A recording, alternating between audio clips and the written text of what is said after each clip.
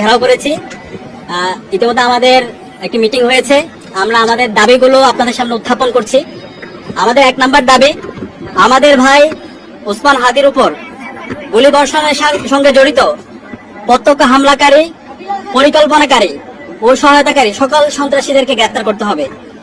গোয়েন্দা সংস্থা সহ রাষ্ট্রের সকল সংশ্লিষ্ট অর্গানকে দ্রুত জবাবদিহির আওতায় নিয়ে আসতে হবে এবং যাদের গাফলতি প্রমাণিত হবে তাদের বিচারের মুখোমুখি করতে হবে। একই সঙ্গে যারা এই হামলাকে সমর্থন জুগিয়েছে, হাদি ভাই এবং জুলাই বিপ্লবীদের হত্যাযোগ্য করে তুলেছে, সেই কালচারাল ফেসিস্টদেরকে সামাজিকভাবে বয়কট করতে হবে। এইসব ব্যবস্থা অনতিবিলম্বে দৃশ্যমান করতে হবে। 2 নম্বর দাবি, আগামী 48 ঘন্টার মধ্যে নিষিদ্ধ লীগের বিরুদ্ধে এলাকা ভিত্তিক চিরুনি অভিযান শুরু করতে হবে। নিষিদ্ধ ঘোষিত সংগঠনের বিভিন্ন স্তরের সকল সন্ত্রাসীদেরকে গ্রেফতার করতে হবে এবং সব ধরনের অবৈধ অস্ত্র উদ্ধার করতে হবে। এই বিষয়ে সরকারের অবহেলা আমরা সহ্য করব না।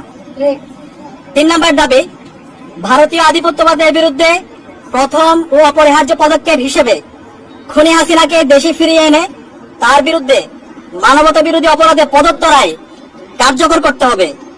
গণহত্যাকারী সন্ত্রাসীদের আশ্রয় দেওয়ার প্রতিবাদে ভারতের সঙ্গে কূটনৈতিক সম্পর্ক পুনর্বিবেচনা করতে হবে। অভিযুক্তদের ফেরত না দেওয়ার পূর্ব পর্যন্ত কূটনৈতিক সম্পর্ক স্বাভাবিক করা যাবে না।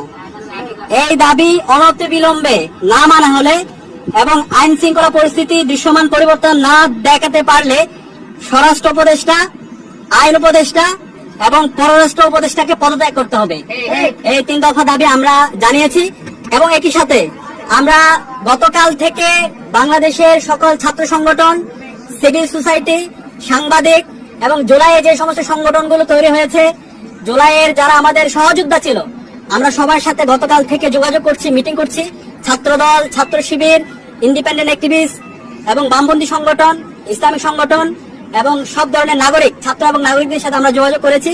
আমরা সারা দেশে সবাইকে ঐক্যবদ্ধ হওয়ার জন্য আমাদের ফেসিবাদের বিরুদ্ধে, আমাদের কমরে নেমে ভারতের যে যারা বাংলাদেশে দাসত্ব কায়েম করতে চায় এবং একই সাথে এই প্রতিটা ফেসিস্টদের বিরুদ্ধে আমাদের ঐক্যবদ্ধ হওয়ার জন্য আমরা সবার সাথে কথা বলেছি এবং সকল ফেসিবাদ বিরোধী যারা আন্দোলন সংগ্রাম করেছে সবাই একমত হয়েছে এবং খুব দ্রুতই সকল ফেসিবাদ বিরোধী আমরা যারা জুলাই একসাথে নেমেছিলাম আমাদের সম্মিলিত কর্মসূচি আপনারা দেখতে পাবেন। এবং একই সাথে আমরা সারা দেশের মুক্তিকামী ছাত্র জনতাকে আহ্বান করছি, আমাদের প্রত্যেকটা পাড়ায় পাড়ায়, প্রত্যেকটা ওয়ার্ডে ওয়ার্ডে আমরা যেন দেশের আমাদের নাগরিকদের নিরাপত্তা নিশ্চিত করার জন্য আইন শৃঙ্খলা রক্ষায় আমরা যেন গণ কমিটি গঠন করি, যে গণ কমিটির মাধ্যমে যারা